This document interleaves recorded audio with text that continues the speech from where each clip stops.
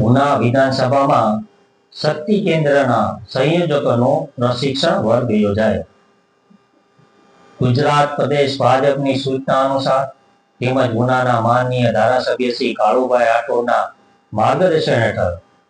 ઉના શહેરમાં આવેલા યોગ કેન્દ્રમાં 93 ઉના વિધાનસભા, ઉના શહેર તાલુકા તથા ગીરગઢડા તાલુકાના શક્તિ કેન્દ્રના સંયોજકોનો પ્રશિક્ષણ વર્ગ યોજાયો. આ પ્રશિક્ષણ વર્ગમાં ઉના શહેર તથા ગીરગઢડા તાલુકાના શક્તિ કેન્દ્રના સંયોજકોને વક્તા શ્રી જિલ્લા ઉપપ્રમુખ પ્રકાશભાઈ ટાક,